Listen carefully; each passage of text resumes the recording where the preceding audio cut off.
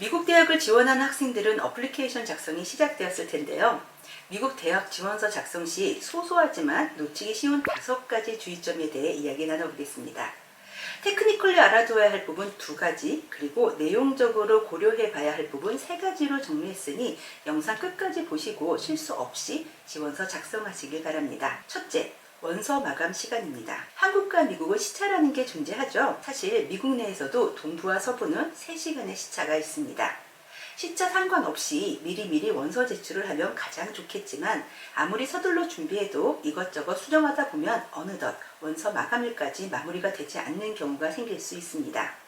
이때 지원자가 거주하는 곳의 시간을 기준으로 제출해야 하는지, 지원할 대학교가 있는 곳의 시간을 기준으로 제출해야 하는지 궁금하실 텐데요.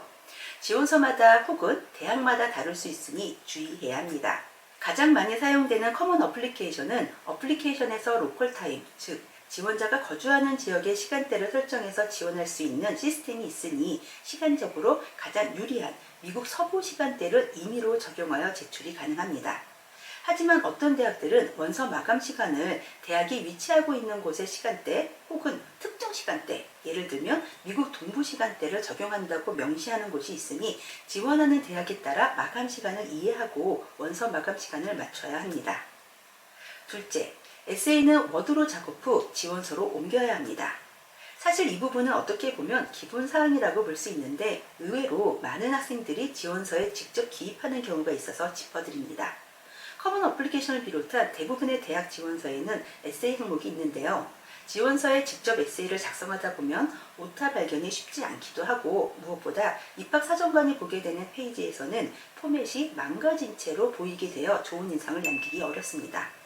가급적이면 MS 워드로 작업을 마치고 PDF 형태로 미리 보기를 한 후 원서 제출하는 것을 추천드립니다. 셋째, 굳이 낮은 내신 성적 변명하지 않기입니다. 지원서에는 대학 지원하는 데 있어서 꼭 전달하고 싶은 내용이 있으면 기입하라는 부분이 나옵니다. 어떤 유학 컨설턴트는 이 부분에 내신 성적이 낮은 이유를 넣는 것을 제안하기도 하는데요. 잼 소장은 좋은 방법이라고 생각하지 않습니다.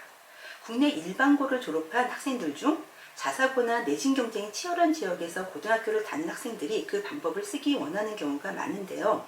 입학 사정관들 중에는 이러한 내용을 긍정적으로 보지 않는 경우가 꽤 많습니다.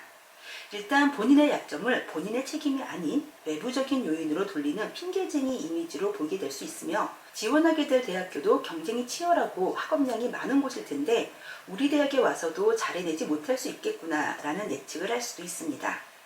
차라리 지원자의 고등학교가 명문고라서 내신 관리가 어려웠음을 알리고 싶다면 고교 입시를 위해 노력했던 경험을 에세이 소재로 활용하여 우회적으로 어필하는 것이 더 나을 수도 있습니다.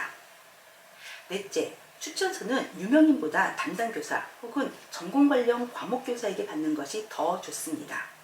지원서에는 추천서 섹션도 있는데요.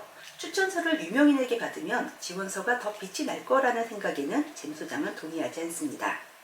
추천서를 작성해주는 유명인이 실제 지원자와 막역한 사이로 구체적인 에피소드와 함께 지원자를 추천할 수 있는 관계가 아니라 그냥 가볍게 아는 지인 혹은 소개받은 사람이라면 큰 의미가 없을 수 있습니다. 지원자를 학생으로서 가깝게 지켜본 담임교사와 전공과 관련된 과목 선생님께서 작성해 주시는 진정성 있는 추천서가 더욱 좋은 지원서를 만들어준다고 볼 수 있습니다. 마지막으로 공통 에세이만큼 중요한 추가 에세이입니다. 커먼 어플리케이션뿐만 아니라 대부분의 대학 지원서에는 에세이가 포함되어 있습니다.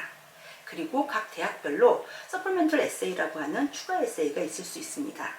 공통 지원서에 작성한 에세이는 지원한 여러 대학으로 보내지다 보니 공통 에세이에만 정성을 다해 전문가에게 첨삭과 컨설팅을 받고 대학별 추가 에세이는 장문이라기보다는 질문에 답변하듯 건조하게 작성하는 경우가 있습니다. 대학에서 굳이 추가 에세이를 요청하는 것은 그만큼 해당 대학에서 중요하게 생각하는 부분을 확인하고 싶다는 의도가 있는 것입니다. 공통 지원서에 작성한 에세이만큼 정성을 쏟아 눈에 띄는 글로 완성해야 하는 것은 너무도 당연하고요. 공통 지원서 에세이만 전문가의 도움을 받고 추가 에세이는 도움 없이 작성한다면 문체가 달라져 공통 에세이에 대해 대필 의혹을 받을 수도 있으니 대학에 제출하게 되는 모든 에세이는 동일한 수준의 글이어야 합니다. 이 밖에도 전공 선택이나 단과대학 선택, 캠퍼스 선택 등 신중하게 생각하고 작성해야 하는 부분들이 많은데요. 전공 선택에 대한 영상과 에세이 작성에 대한 영상 또한 지난 영상들에서 시리즈로 올려드렸으니 참고하셔서 세심하게 지원서 작성하시기를 바랍니다. 지금까지 생각의 각도가 다른 다르다 잼소장이었습니다.